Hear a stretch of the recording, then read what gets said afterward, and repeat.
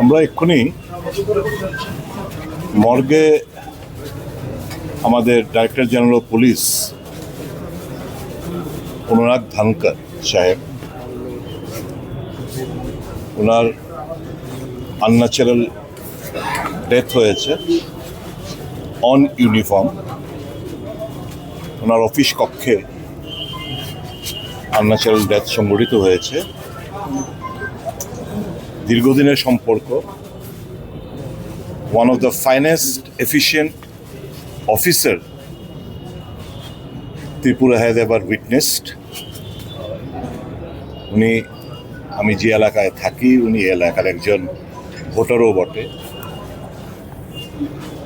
তো ওনার এই ঘটনা শুনে আমরা দুজনে একটু মফস্বল ছিলাম, ছুটে এসেছি ওনাকে দেখার জন্য, সমবেদনা জ্ঞাপন করার জন্য।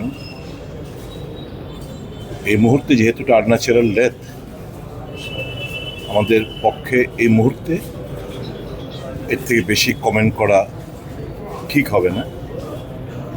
তবে এটুকু অনুরোধ করব উচ্চ পদস্থ পুলিশ আধিকারিকদের কাছে, one of the finest and efficient police officer এর এই আনন্যাচারাল ডেথ, তার রহস্য উন্মোচন সত্যিকারের অর্থে নিশ্চয়ই করবে।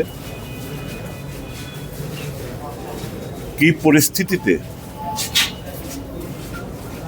এরকম উনার পরিণতি হলো, সেটা নিশ্চয় সঠিক তদন্তের মাধ্যমে বের হয়ে আসবে। কি মানসিক প্রেশার ছিল, লাস্ট কয়েকদিন ধরে আমি আরেকজন উচ্চপদস্থ পুলিশ আধিকারিকের সঙ্গে কথা বলছিলাম। কয়েকদিন ধরেই, গত 2-3 দিন ধরে উনি একটু মেন্টাল অ্যাংজাইটিতে ছিলেন।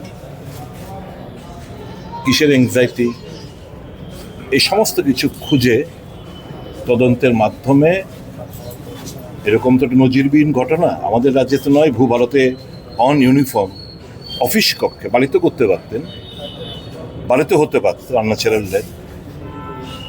অন ইউনিফর্ম অফিস কক্ষে এই আনন্যাচারাল ডেথ সংঘটিত হওয়া অনেক কিছু বিবরণ দেয়।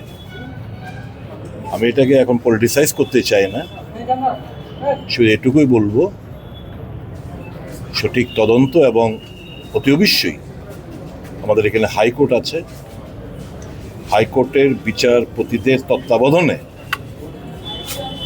সঠিকভাবে যেন তদন্ত করা হয়, কোনো কিছু যেন হাসাপ না করা হয়, কোনো কিছু যেন ধামাচাপা না দেওয়া হয়।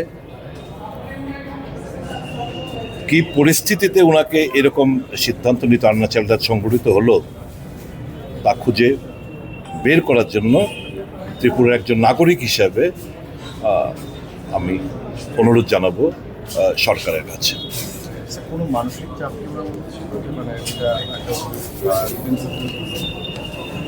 নিশ্চয়ই, সেটাই তো আমি বললাম। একজন উচ্চ পদস্থ पुलिस आधिकारिक बोलছিলেন যে पिछले 2-3 दिन से बहुत दबाव में था। ये কি দবাবে ছিল সেটা বের করবে, আস্তে আস্তে তদন্তের মাধ্যমে বের করবে। ওনার স্ত্রীর সঙ্গে কথা হয়েছে না, মানে ডিপ শক। আমি শুনলাম যে বোধহয় কিছু বলতে চাইছিলেন উনি, ওনাকে নাকি বারণ করা হয়েছে কিছু বলার জন্য, এরকমও ঘটনা আমি নাকি শুনেছি। আমাকে আমার সভাপতি বললেন যে ভদ্রমহিলা কিছু বলতে চাইছিলেন, বলতে দেওয়া হয়নি।